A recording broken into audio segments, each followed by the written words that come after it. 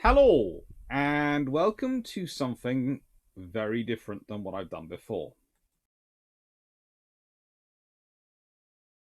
Now, there are some people who are very, very nice subscribers and viewers who write a massive long comments, and I feel very bad when I don't manage to respond to them. And usually I don't respond to them because I'm either dealing with all sorts of weird stuff, joys of being part of a family, and a university lecturer. Let's be honest, both groups can be equally interesting. Or alternatively, I'm just in the middle of writing something or doing prepping slides and presentations for you, and so I just don't. I'll respond. Now, recently, Knight6831, someone who many of you will know from listening to the lives because he does ask questions, and that's a good thing, has written a lot of long comments. And in fact, in the last, well, let's put it this way.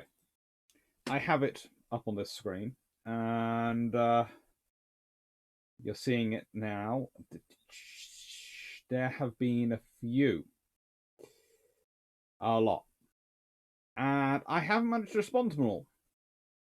But I thought I would respond to the three really big recent ones that have come in the last couple of days and just put them out. I put it out on Sunday as a response to Knight6831. So, Knight, this is your video.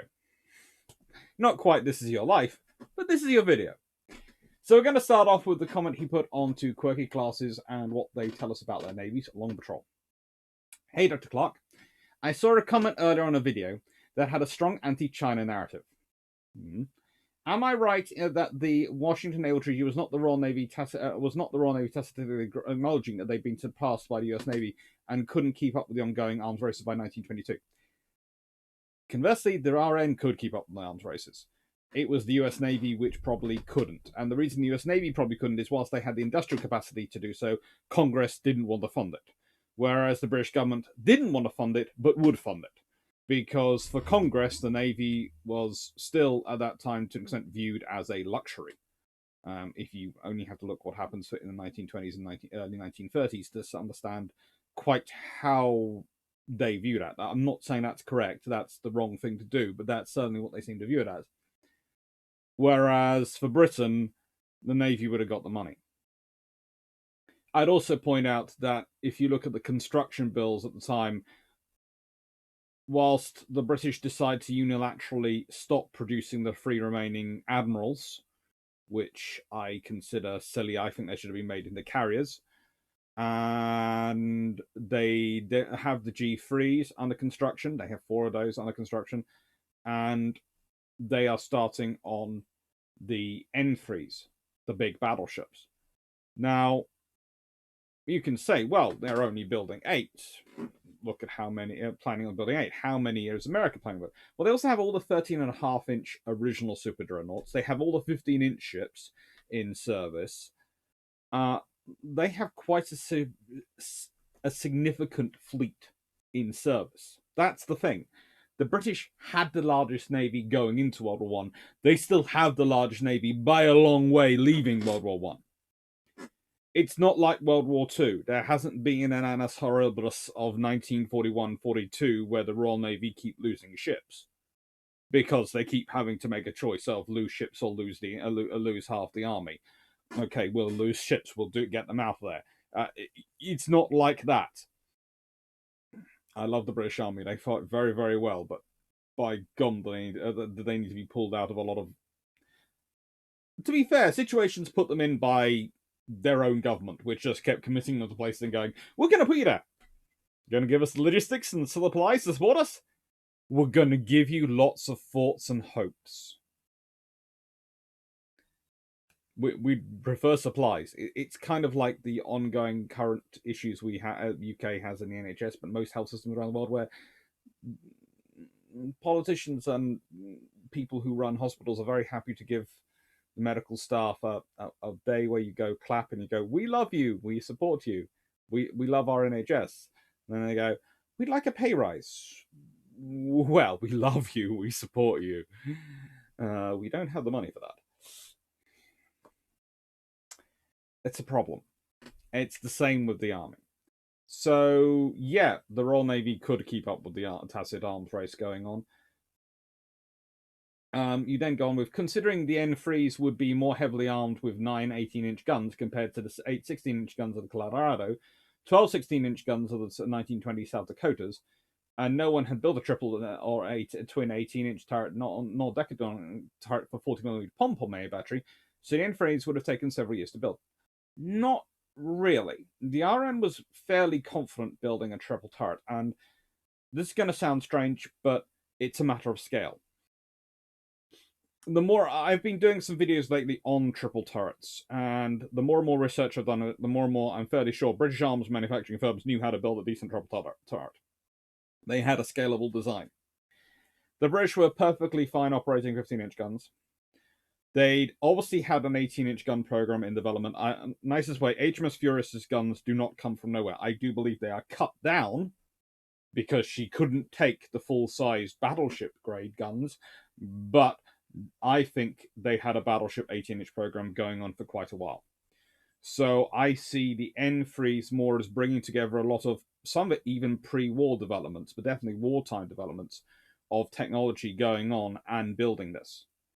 So I am not, it wouldn't be quick, but it would be doable. They would have been, well, probably they'd have been ordered the year after the G3, so probably they'd have been ordered about 1921-ish, and they've probably been in service by about 1923, 24-ish, which is fine. If you look at the pace of battleship construction around the world, especially for the large ones, about 2.5, 3 years from starting construction to commissioning is about right.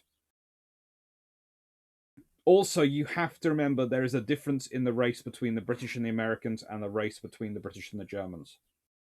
And I explained this in the 1905 Dreadnoughts and the whole Dreadnought series.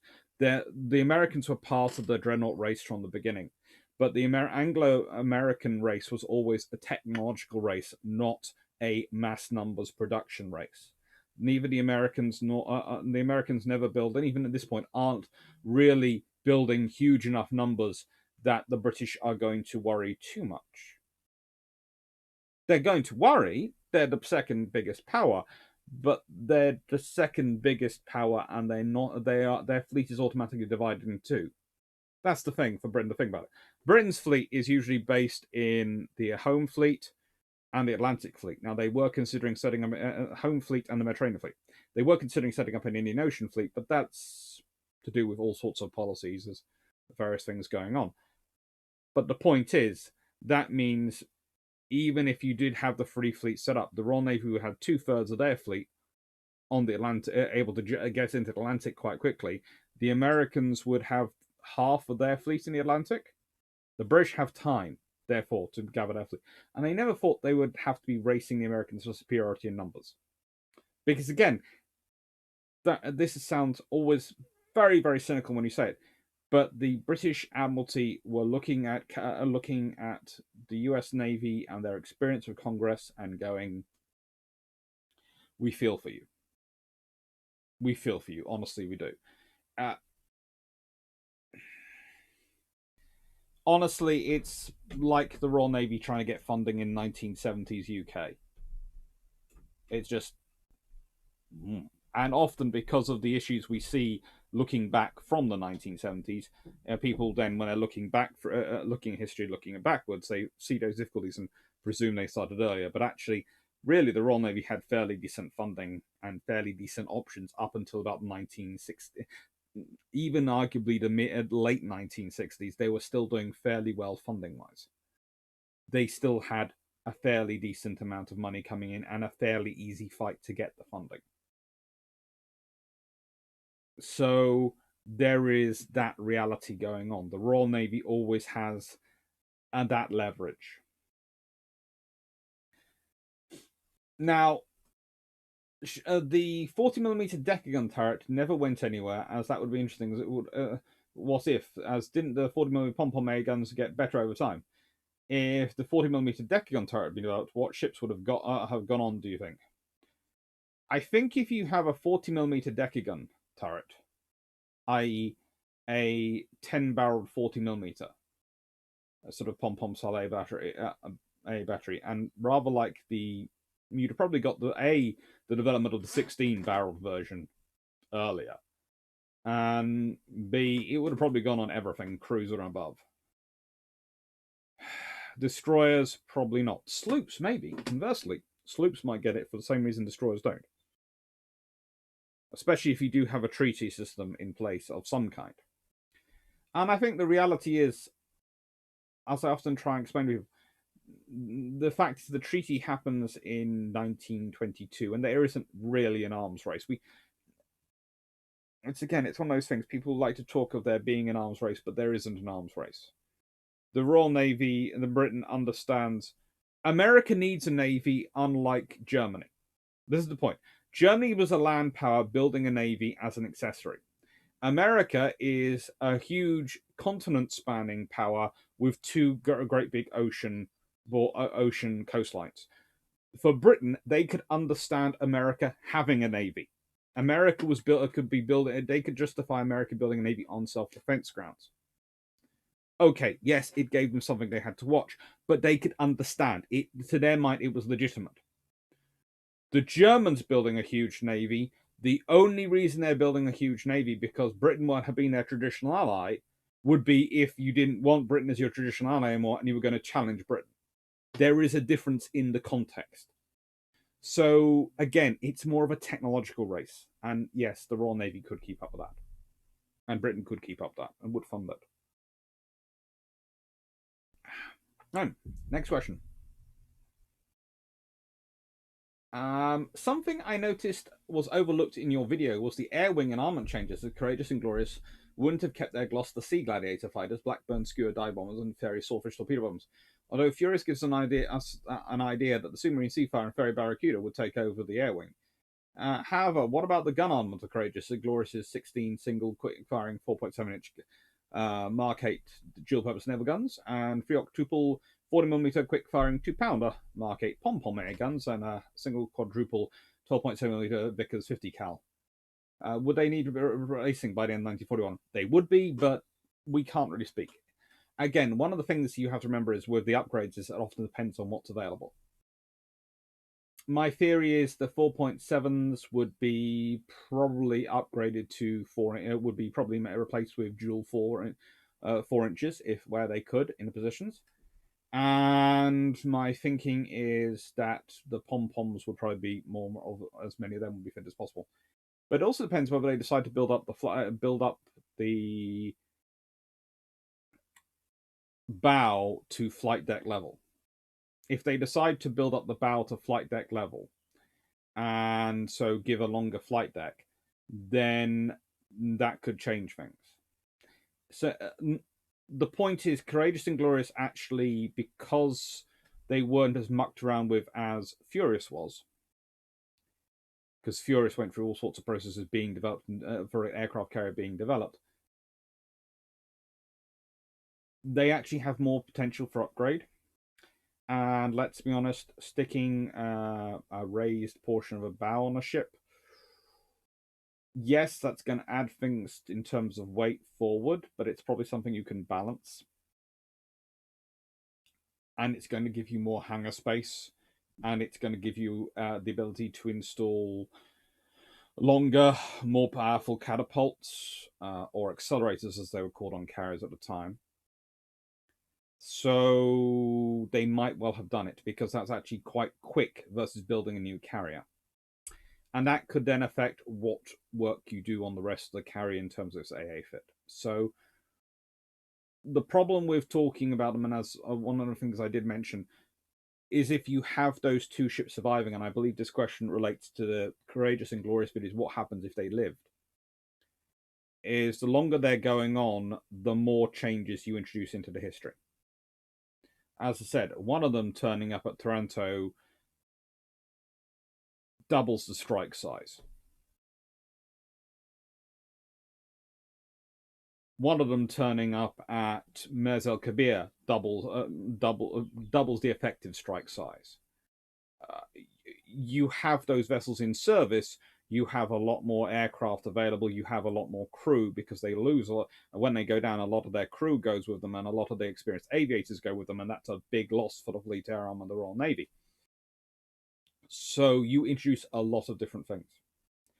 You'd also, with the Royal Navy having a larger navy and larger fleet air arm from the beginning, and a larger pool of people to draw from who have experience, you might have things like Lumley Lister might not get called back to the Admiralty so quickly. He might be allowed to develop as a carrier admiral more. You also would have a larger fleet air arm to support as a bride, which might mean, especially the Royal Navy, turns over and starts going for, well, they could either have a stronger case for building their own fighters in the UK, but you still have the Battle of Britain. So you might actually have the Royal Navy going for American construction earlier on. Now, the interesting question is, would they end up with the Hellcat, or would they end up with the Brewster Buffalo? It's a sort of a quirk of fate. You're not sure. You can't be quite sure which way they go. I have a feeling they'd still end up with a Hellcat, because they had the Brewster Buffalo to consider when they went with the Hellcat. I think they probably go with the Hellcat. But the thing is, they might order it from the beginning with folding wings. And if you can get the folding wings right, without too much work, you can fit. But you could probably fit Hellcats onto their lifts. If you could get Hellcats onto their lifts, and you've got those in, that could be your fighter. And again, it's if you have a larger carrier force, you need those fighters sooner. So you're going to start arguing with the government and go, well, we can't get Hurricanes. You won't give us Hurricanes. You won't give us Spitfires. That's fine. We'll go get these. In which case, you could end up with an earlier version of the Hellcat fighting the battles instead of Sea Hurricanes, and maybe even in place of some of the Fulmars in operations in the Mediterranean, which again could affect the operations and outcomes of those works. So the point is, once you introduce such big changes as these two carriers still being around, you have to remember these two carriers are, along with Ark Royal, the strike carriers of the Fleet Air Arm at this point. They've been the strike carriers for all of the interwar years. Then the Royal Navy built Ark Royal. This is the new supersized strike carrier. That's great. But, Courageous and Glorious have been there. If they're around and they're able to load them up for strikes, the Royal Navy could mount some pretty hefty strikes. And if they team up with Ark Royal, let's say Force H becomes the carrier strike force, centered around Courageous, Glorious, and Ark Royal, that could become a very scary force in the Mediterranean.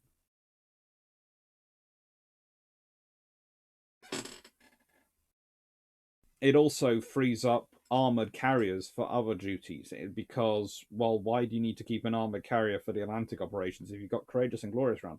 They're big enough, they're new enough, they're powerful enough, they can do the Atlantic operations.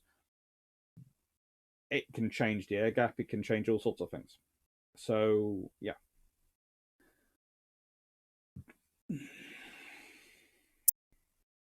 it's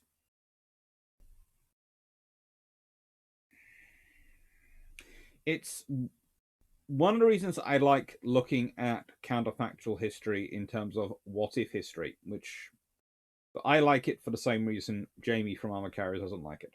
I like it because it allows you to look at history and go, so why do they make decisions they were made? We add in this little component. How does that change the decisions? How does it change the matrix? And it does. Two big carriers still being available 1940, 1941, 1942. That's a big thing. Those are useful things.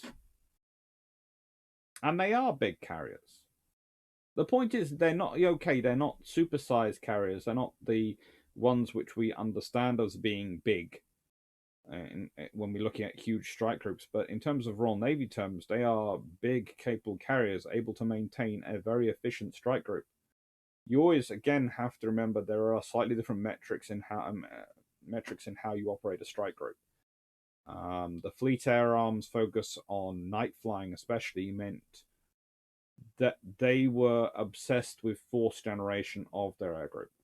So what mattered to them was the sortie generation rate and the of each airframe and how well they could keep each airframe airborne, which does tend to lead to slightly lower numbers of aircraft because you need to concentrate more on getting the aircraft. It's a different approach to fleet management. But that's not a right or wrong scenario. And I know I say this in a lot of videos, but I can never emphasize this more. What is good for the goose is not necessarily good for the gander when it comes to navies. What is the right modus operandi for the US Navy might not be the right modus operandi for the Royal Navy, because they have different missions, they have different roles, and they have a different geostrategic situation that they're facing. So one of the interesting things is the Royal Navy builds smaller carriers because they are practicing multi-fleet in smaller carriers of their groups because they practice multi-carrier operations. That is a big part of their pre-war doctrine. Yet if we look at World War II, the Navy which is famous for multi-carrier operations is the US Navy and the Imperial Japanese Navy. When we talk about some of the more famous Royal Navy operations, we usually talk about a single carrier showing up. Why? That's because Courageous and Glorious are gone. Without them, you don't have the pool to draw from to set up a multi-carrier operation. If you have them, you do set up a multi-carrier operation. A multi-carrier operation is going to be a larger strike. A larger strike could well inflict more damage on the enemy, which could mean you have your more resources free. It becomes a compound scenario. If Taranto is a big enough strike, Italian Navy might never recover from it. As it is, they do recover. But the point is, you double that number of strike aircraft coming in, the Italian Navy's in trouble. If you go really the whole hog, and somehow you get both Courageous and Glorious there to back up Illustrious, you could have real problems. But here is the more realistic scenario. You have HMS Glorious out there with the Mediterranean Fleet, along with Illustrious and Eagle. Eagle's damaged, as she is at normal time. But you have 3 carriers, not 2. So you go to Eagle, well, get yourself repaired. So Eagle gets repaired when she could do, because you still have 2 carriers of operations. So when it comes to actually launching Operation Judgment, to doing the Taranto raid, you have the 3 carriers available. You have Eagle, you have Illustrious, and you have Glorious. Now, Eagle's not a big carrier, but she carries can carry a strike group of 24 and has a fairly worked up flight air group, one of the more experienced ones in the Royal Navy. The same with Glorious if she's still around, one of the more experienced air groups in the Royal Navy. Add in Illustrious, which is an air group which has been formed since has been formed more recently, but has a good leverage of veterans in it from other air groups in the Fleet Air Arm, and you have a fairly efficient strike force. And you haven't doubled, you've not quite tripled the strike group that could potentially be going in. And then you have a scenario of going, well, yes, let's say they still have tainted fuel. Well, they might have tainted fuel. But if tainted fuel only affects 3 aircraft or 1 or 2 aircraft, then on a strike group which is already 3 times the size, that's going to be not that significant impact. And that then has a far bigger strike on the Italians, because Taranto is still the same, but suddenly there is 3 times as many aircraft coming in. At which point, you sit there and you look through the stats and you work through it, and it becomes almost a mathematical basis. Yes, Gilead Cesare is going to survive. There is nowhere torpedoes getting through to that ship. It's protected. But a lot of the other ships could end up getting torpedoes. Now, the damage might range from minor to severe. But the thing is, the more damage that they get done to their ships, the more the Italian Navy has to go, which ones can we repair, which ones can't we? They could actually lose one of their more modern battleships. They very nearly do. And yes, they're sinking at Taranto, they sink in shallow water like they do at Pearl Harbor, so they are recoverable, but the Italian industry is nowhere near what the American industry is. It takes them years to get some of those battleships, some of the battleships back, and that's a lot less damage to them than a strike which is 3 times the size would have achieved. Would the RN's losses have remained so small? Probably not. What impact would that have happened? It would that have made? Who knows? You have more aircraft in the air, you have more likelihood of someone getting hit. But the thing is, you could also have the Italian Navy down to 1 battleship for the next 2 years.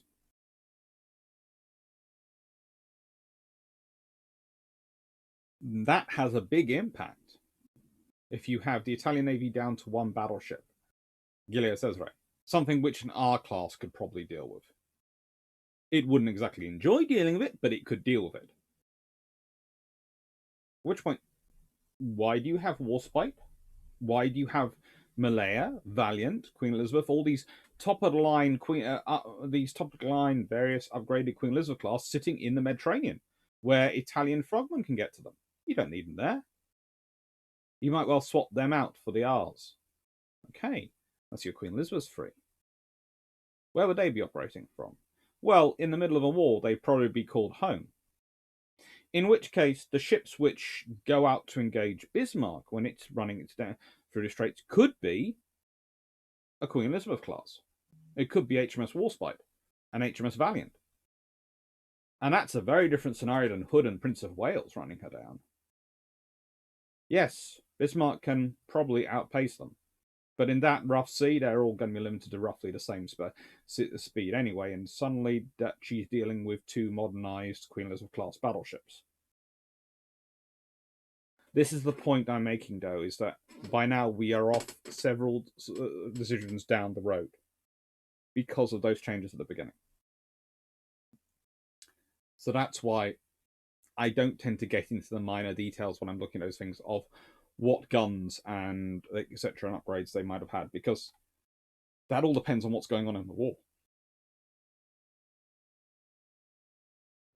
If they're in the Mediterranean and they're operating with carrier groups in the Mediterranean, they're probably going to have a lot more 40mm. If they are deploying them to the Atlantic or the Indian Ocean, because they're starting to form up a group there, just deterrence to the Japanese, probably a 4-inch. Because they think wider space, they'll have more loaders. Also, what radars are they going to get upgraded to? All these things become an interesting concept to discuss. How does the effect of earlier victories over the Italian Navy, i.e. Taranto being a bigger victory than it was, how does that impact on the convoy system? How does that impact on the lessons of the convoy system? If you're doing Crete and you've smashed the Italian fleet, do the Italian forces come out to help with Crete? If the Italian amphibious forces don't turn up at Crete, then do the Germans lose the battle? You get Crete still. This is the reality. You do a couple of small changes at the beginning of World War II, you can have big changes going on. And again, I've gone into all this in the Glorious and Courageous video. All right, and your last question. This was on This was under the County Cruisers Part 2, Kent class continued. And the question is, so China's looking at itself a naval base in Equatorial Guinea in the North Atlantic, but I'm questioning if China has the logistics strength to operate as far as Africa, and are its ships capable of handling the rough waters of the North Atlantic Ocean? Well, the latter one will be interesting. We'll see what will happen.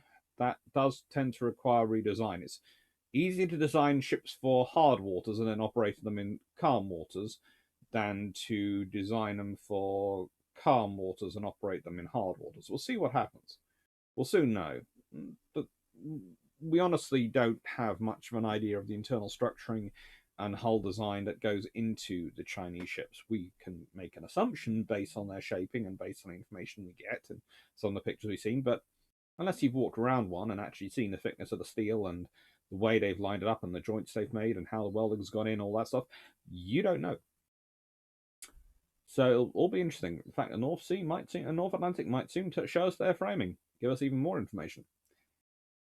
But Yeah, if they set up a base there, they can support it. It's different supporting a base at long range than it is supporting a task force in the middle of the ocean. You can set up regular ships which turn up there and drop off supplies, especially in peacetime. In wartime, good luck, but in peacetime you can. The UK has fought a battle of the Atlantic in 2 world wars, both in the Atlantic Ocean and the Falklands War down in the South Atlantic Ocean, in arguably the worst time, ergo near the winter in the South Atlantic Ocean.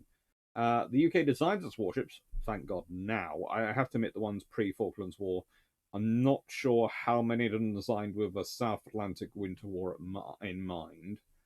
The Type 23s, you can tell a difference between it before the ones pre-Montrose and the ones post-Montrose, of Montrose and successors on the ones pre-Montrose. But, you know, in the terms of their framing and their hull, but the newer ships are definitely more heavily built on that front. And the upgraded Type 23s have been, one of the things they've been upgraded with is thicker hulls, I think. One of the descriptions is. The UK designs warships to operate in rough seas and North Atlantic Ocean for a reason. No deck parking North Atlantic is not a good idea. In fact, when did the British figure out that deck parking North Atlantic is not a good idea? Actually, in an exercise in the 1920s, when they lost about a flight of aircraft, and it was on a theoretically calm day, and it was a freak wave. And there weren't any pilots in them. They were just on the, I think it was on Argus, and it just went. Oh, sugar. So that's why the British weren't a fan of deck parking. They always actually have, to an extent, lesser or greater extent, deck parking function into their designs. And even on the armoured carriers, they actually put in special things for them to run off their tail hooks, etc. But they don't like deck parking because of the North Atlantic and the South Atlantic. And this again affects numbers of air groups, because if you have deck parking as part of your daily operations, then that's fine. You can take a far greater air group because your hangar becomes more your maintenance space than anything else, and maintenance and a storage space, not necessarily your operational tasking space. Whereas on Royal Navy carriers, it's your operational tasking space. This also affects your design of your island structure, for example, because if you are using your island as your briefing space because your people are going off from your island to go and, do their job, well, then you'll need larger briefing space, etc. in the island. You'll need spaces assigned for that. If your island really isn't for briefing because everyone loads up in the hangar and then goes from there, you have your briefing spaces down below the hangar, which means you can have a smaller island structure. Or your island structure can have other things in it, which is more often the case. Everything has an impact. Anyway, thank you, Knight6831. I'm not going to make a promise to do this for everyone, but when people do very large comments and I don't get a chance to respond in time, if I've got the free time, I am always happy to try and put together one of these videos. I think I've done one for Steve Windish as well before in the past. Anyway, thank you very much, Aaron. Take care, and have a nice day. See you later for cruise ships, because this is coming out on a Sunday.